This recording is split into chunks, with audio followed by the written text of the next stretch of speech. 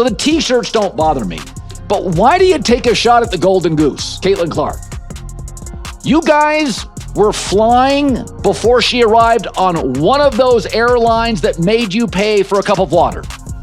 One of those airlines that is the planes are the color of a highlighter. Now you're... Just when you thought the sports media world was finally ready to embrace greatness.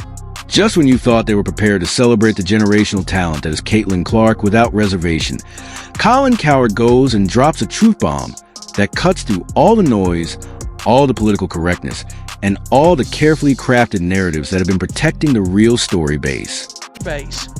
These players are so damn pissed off that there's one player that has sparked all of this. Attendance, ratings, viewership, gate revenue, all this. Not only that, but they set back.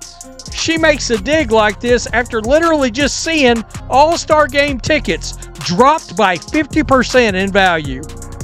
They literally went from an average walk-in price of $121 to 64 bones. $64 to get in once Caitlin Clark's injury came out that she wasn't going to play. And by real story, I mean the uncomfortable reality that has been staring us all in the face for months.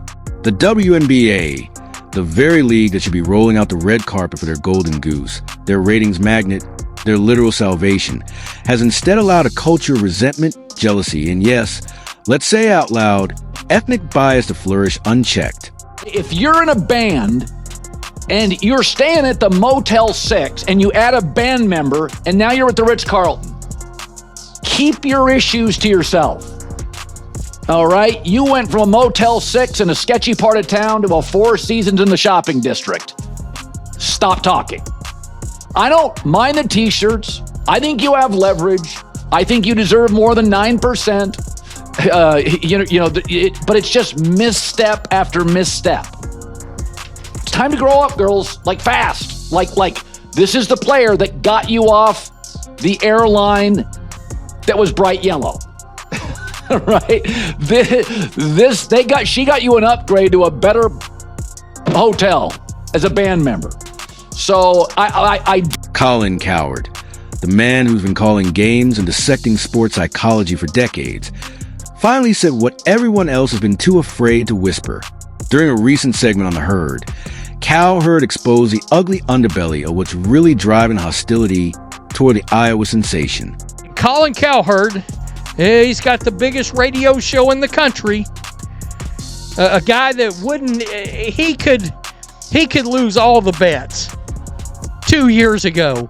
He could lose all the bets. Maybe this side of being at gunpoint 2 years ago, this man is not talking about the WNBA. But he has come out and he has talked about the fact that Caitlin Clark is the one that's moving the needle. Caitlin Clark has made him reevaluate the way he takes vacation during the off football. There's obviously a component here, Cowherd declared. And with those words, he opened a door that the sports establishment has been desperately trying to keep locked. This wasn't some hot take design to generate clicks. This was a veteran broadcaster, a man who's made his career on understanding the psychology of sports, finally acknowledging what the data, the voting patterns, and the on-court behavior have been screaming for months. It's only going to get more profitable as women's basketball gets better, as the Caitlin Clark momentum train gets bigger. I mean, this year she's not playing well. She's hurt. She's not there for all the games. So this is actually not as great as it could be. Like Michael Jordan hurt year 2. Next 12 years were legendary. That's what it's going to be. So I think they deserve a big raise. Maybe not 50% of revenues because NBA stars. There's a lot of them and they move the needle. The WNBA stars. Well, there's one that the evidence is overwhelming and damning. When WNBA players were asked to vote for all-star guards, they ranked Caitlin Clark, the woman who single-handedly transformed their league from an afterthought into appointment television, as the 9th best guard in the entire league. 9th, not 2nd, not 3rd, but 9th behind players who couldn't draw flies to a picnic if their careers depended on it. So crazy. And part of this is their way to, like I said, middle finger Caitlin Clark supporters and their and her fans. And, sometimes I wonder, are they hoping for soundbite? I don't get it. But it makes them look absolutely terrible. They thought they were going to come into the league and capture everybody's imagination. And I was a hot shot coming in from college. Watch me. The ratings are about to take off. A'ja Wilson walked in, and it wasn't even a bleep on the radar. If you're enjoying, please subscribe. Think about that for a moment.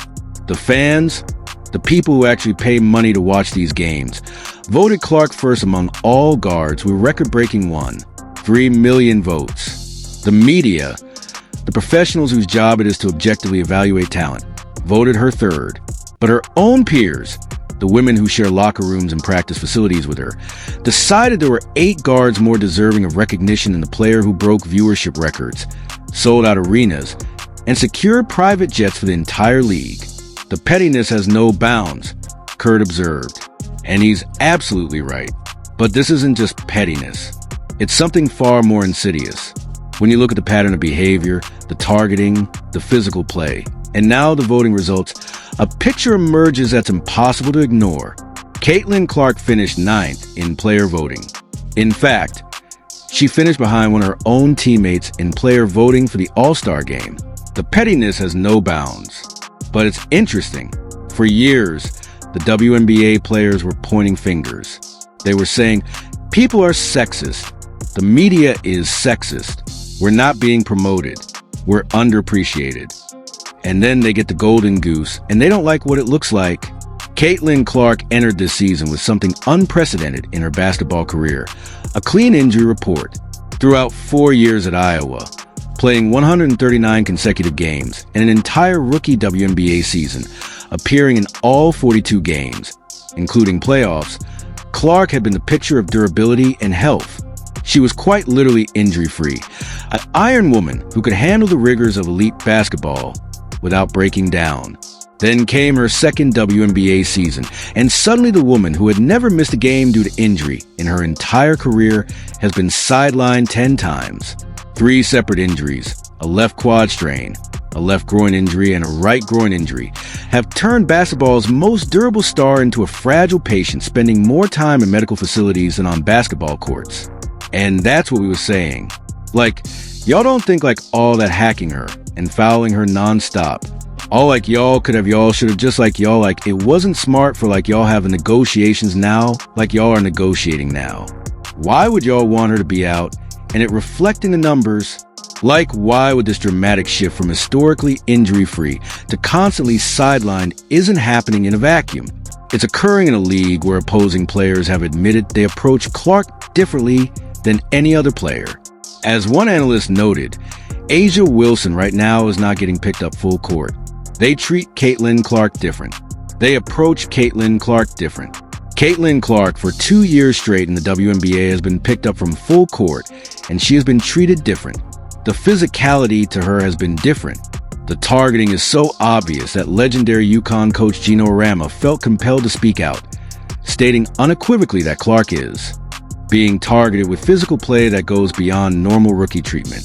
I don't remember when Larry Bird and Magic Johnson came in the league and elevated the NBA, them getting targeted and getting beat up just because of who they were and the attention they were getting.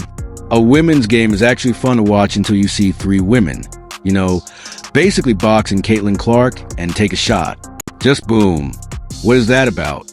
And then you see the WNBA officials who completely disregard it.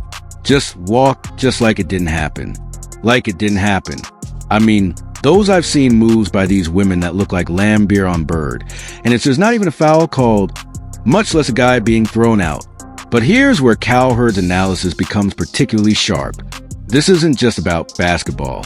This is about what Clark represents. A young white straight woman from America's heartland who had become the face of a league traditionally dominated by Black and LGBTQ+ athletes. As one academic analysis put it, Clark has become male sportscasters' proxy in a league built primarily by Black and LGBTQ athletes, whom the mainstream felt fine skimming over in the past.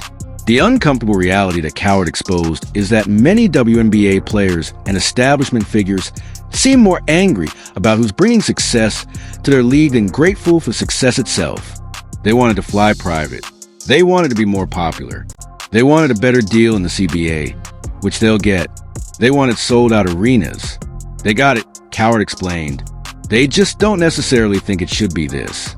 Social media is filled with fans documenting the double standards, the missed calls, and the obvious bias against Clark.